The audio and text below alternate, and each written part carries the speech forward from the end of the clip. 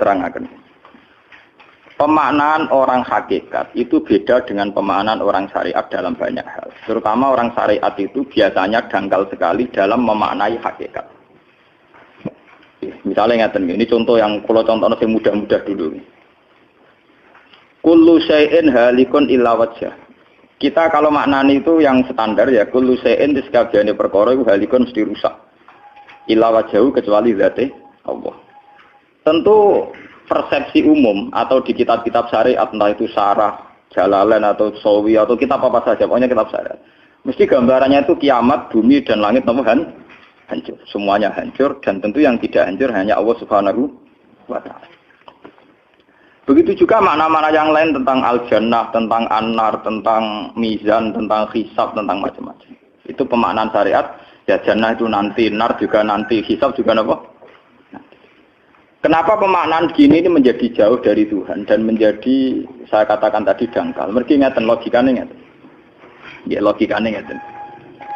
Teng kitab hikam ini pula, itu ada istilah lau asyraka laka nurul yakin. Sebagian nurul basirah la ra'aital akhirata aqraba ilaika min antar takhila ilaika.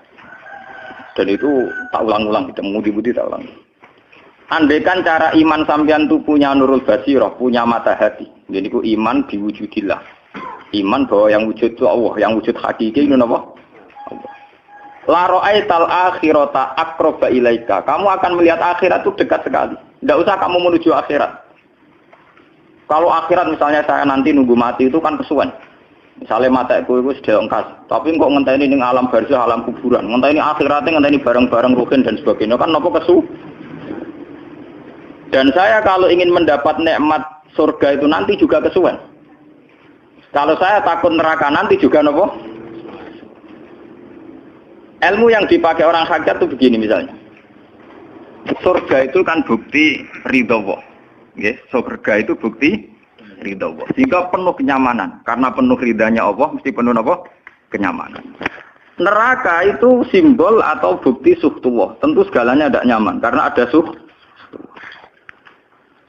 Kalau masalah surga itu ridho Allah dan neraka itu suhtullah.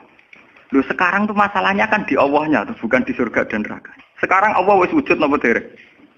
Pun wujud. Dan Allah pun beraksi napa dereng sampun. Sekarang juga Allah juga punya ridhonya, juga punya suhtunya.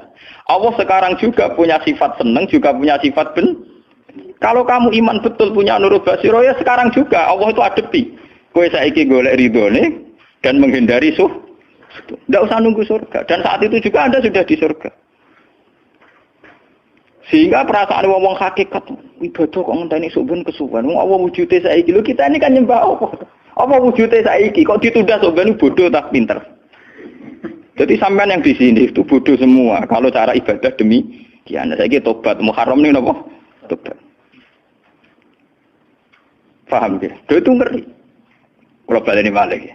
Kalau surga, bukan berarti terus gini, Gus berarti surga yang kayak gambaran di hadis di kitab-kitab berarti tidak ada.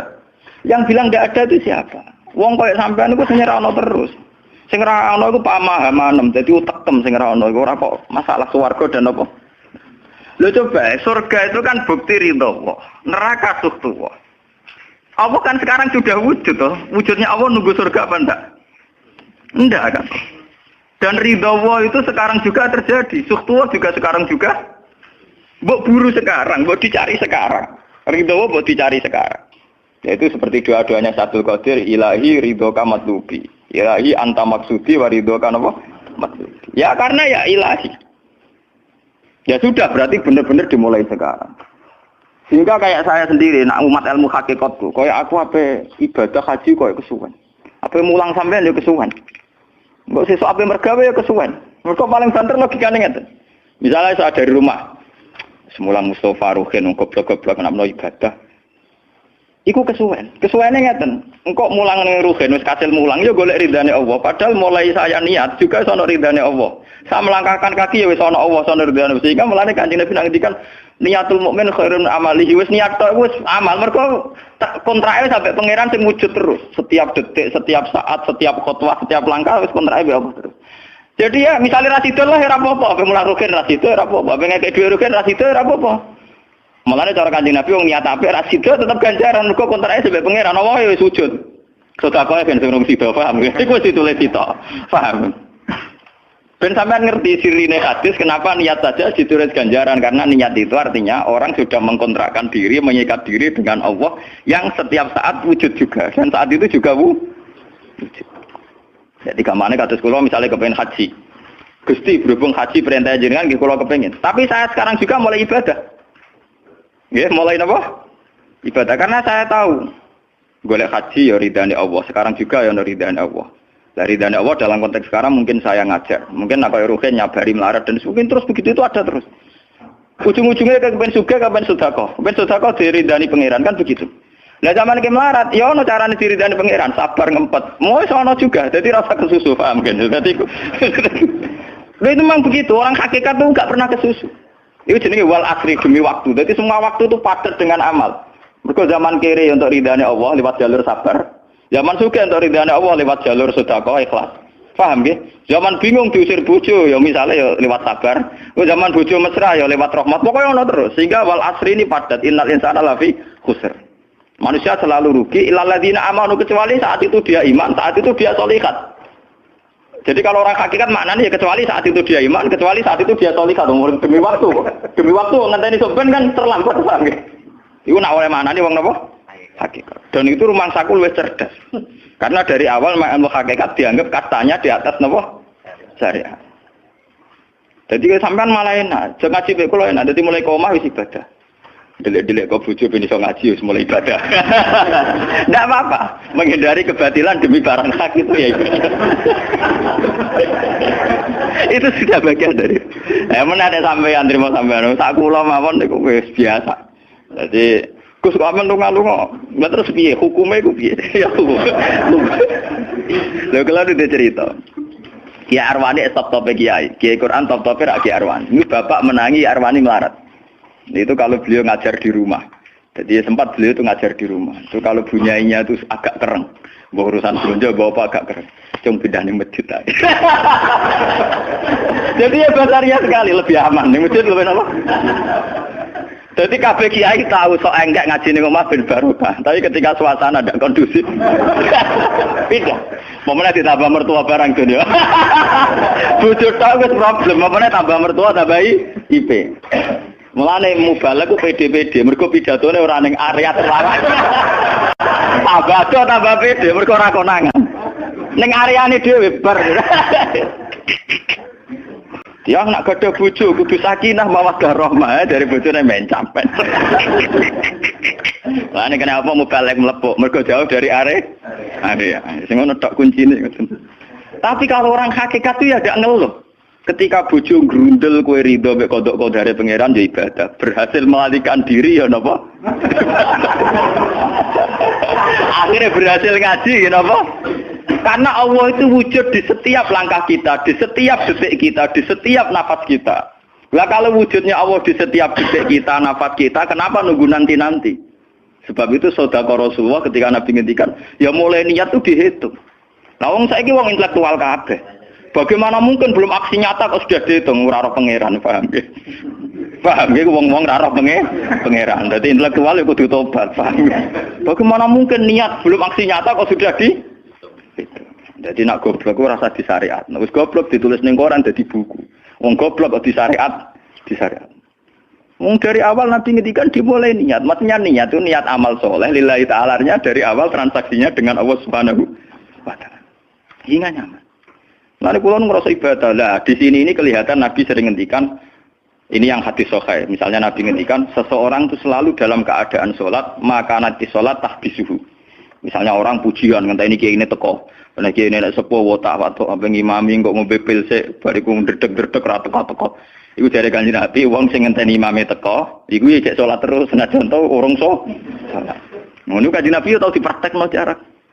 Kanjeng Nabi itu kalau salat standarnya awal waktu, tapi beliau itu pernah salat Isya sekitar jam 1:30. Yaqqa sulusul lailil akhir sekitar 1:30. Iku separuh sahabat sudah turu. Sing Umar menutuki kentong kelontangan. Mantan preman, mantan apa? Preman. Terus. Nah, malane akeh kiai sing gak berturu terus salat ra wudu mergo hadis iku critane iku Mereka ya namun, tapi fasallahu alam yatawaddo. Jare wong fikih, mergo iku lungguh. Lungguh nek orang geser ora apa jare wong fikih lah, ono-ono ae. Urune sahabat sing gaplek-gaplek ya mlungker.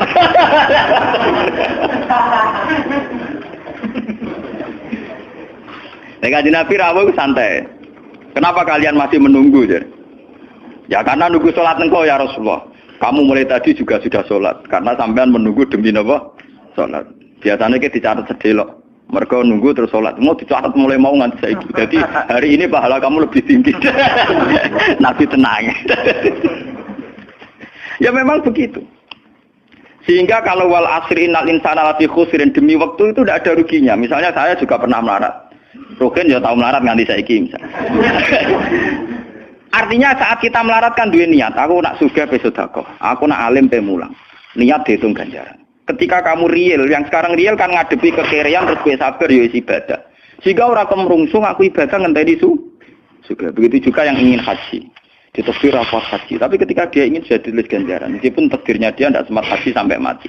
Tapi per detik dia tetap berdialog dengan Tuhan. Bertransaksi dengan Tuhan. Jadi disebut Quran yastarun. Yastarun itu transaksi. Inna washtara minal mu'minina anfusahum wa amwalahum bi anna lahumul jannah. Allah Ta'ala itu membeli diri kita. Diri kita itu kata Nabi ini sing asli dawuh Nabi, ora dawuh mubalek lho ngene. Ngeling-eling. Ini ilmunya ulama bukan mubalek, harus dicatat. Nabi itu ngitung ibadah. Itu dimulai dari diri kita. Ngendikane pangeran inna washtara minal mu'minina anfusahum. Allah membeli diri kamu. Diri kamu itu ya organ kamu, sel-sel yang ada di kamu, saraf-saraf kamu, semua yang ada di tubuh kita. Karena apa? Dalam desain Tuhan dan rencana Tuhan, pikirannya pangeran kemana madun di batuk ya gue sujud, dua lesan ya gue mulang, mertua dua lesan ya gue ngandani mantu ya gue takzim mertua. Pokoknya dalam desain Tuhan begitu. Sehingga semua organ tubuh itu desainnya untuk taat, desainnya untuk apa? Taat. Ya desainnya untuk taat. Sehingga ketika taat itu belum nyata dan orang itu niat sudah dihitung. Apalagi setelah nyata dia melakukan, potensinya saja baru potensi sudah dihitung. Makanya ketika Nabi, ini yang hadis sahih, suatu saat Nabi itu ditamu melarat-melarat. Wes melarat ngenes deh. Kok ditonggo sugih lomo ngenes deh. Wes melarat ditonggo napa? Sugih. Terus matur ya Rasulullah, zahaba ahli dusur bil ambal. Tiang-tiang sugih niku nak moro putih-putih kok nggawa donya gelem sedekah. Yusalluna kama nusolli wa yasumuna kama nasum. Wes ngoten piyambake nggih salat nggih poso. Posone nggih kados kita, salate kados kita. Tapi wa tasaddaqu nabi fuduli amalihim, tapi mereka punya kelebihan iso napa sedekah. Jadi kamane wong melarat iki ngenes, duwe rival soleh ditandingi angel. Mergo salate padha, mulane wong melarat tuh seneng nek wong sugih ra poso, oh unggul aku. Mergo wong soleh melarat nek disaiki soleh juga ya gak trimo. Wah matane wong tenan. Lha iku zaman Nabi ora trimo kan. Dadi kan terus sowan Kanjeng Nabi. Kanjeng Nabi kula ditonggo saleh, salate kados kita, pasane kados kita, cuma wa tasaddaquna bi buduli amal. Mereka keunggulannya bisa sedekah menjadi duit. Sekarang Kanjeng Nabi itu ngendikan apa perlu ala adlukum, apa perlu kamu saya tunjukkan sesuatu yang kamu bisa sedekah dengan yang kamu miliki. Ya Rasulullah. Itu pertama yang dihitung Nabi itu fi kulli sulama minan nas sedekah. Setiap sel atau organ atau ros-rosan manusia itu dihitung napa? Sedekah. Itu kan luar biasa. Jadi yang dihitung itu yang fisik, anfusahum, fisik. Fisik kita ini sedekah. Lalu itu yang paham itu orang-orang hakikat. Yang paham itu orang-orang apa? Hakikat. Orang hakikat ini cerita ilmu kelas tinggi ini, tapi tak terang lebih lucu ben paham. Sistem wujud kita, kasus ini bahak wujud. Saya itu dalam penanggalan orang tua saya itu lahir 1970. Makanya tahun baru Muharram ini bagi saya spesial karena saya pas umur 40. Nak waras, nak ora waras ya diparingi waras. Ya ini ora waras sampean malah kaya apa.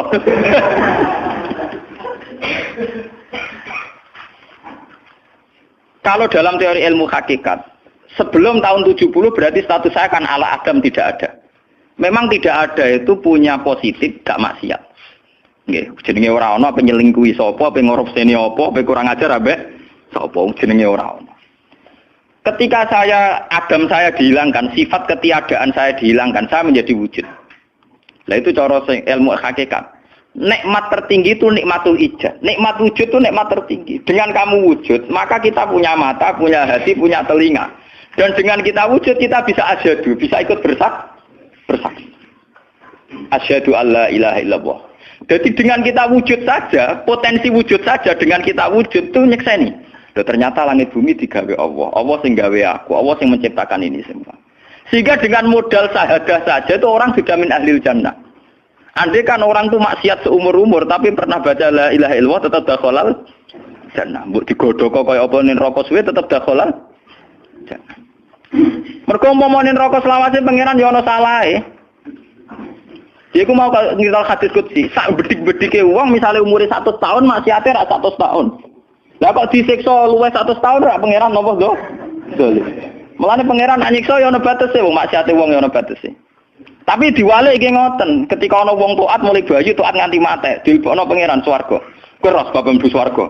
Jare wong iku nggih ngertos Gusti mergi kula taat ra maksiat sak umur-umur. Iya, tapi ning swarga 80 tahun wae ngene taat mau 80 tahun riang. Waduh. Ya nak maksiat iku 80 tahun, nerakane 80 tahun ae, tapi nak taat 80 tahun kok swargane ya 80 tahun. Yo kene neraka ae, nek engko bar 80 tahun tak pindah ning neraka wong taat 80 tahun. Mboten Gusti pendapat kula ralat, kula mlebu swarga krana fadhole jenengan. Lah anak iku abadi fadholku. Menawa kena apa wong ning swarga kok abadi, mergo fadhole Allah. Mulane Kanjeng Nabi ngendikan, tidak akan kalian masuk surga karena amal kalian. Tapi kamu masuk surga karena fadlnya Allah.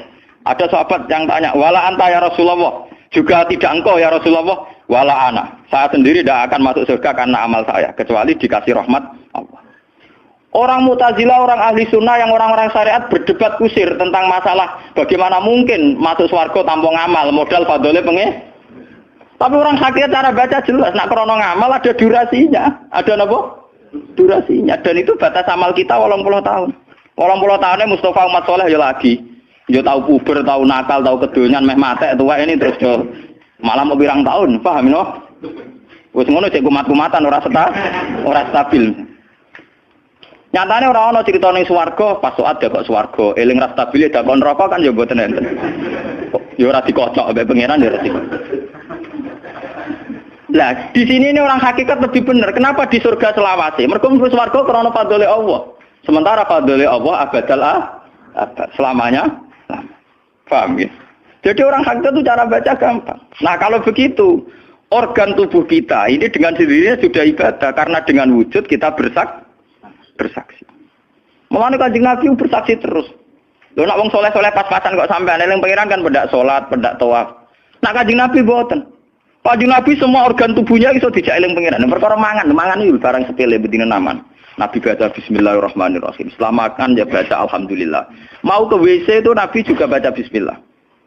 Setelah dari WC sesuatu yang biasa, Nabi juga bilang alhamdulillahilladzi azhabanil adza wa afani. Semua sistem tubuh kita butuh makan, baca bismillah juga ibadah.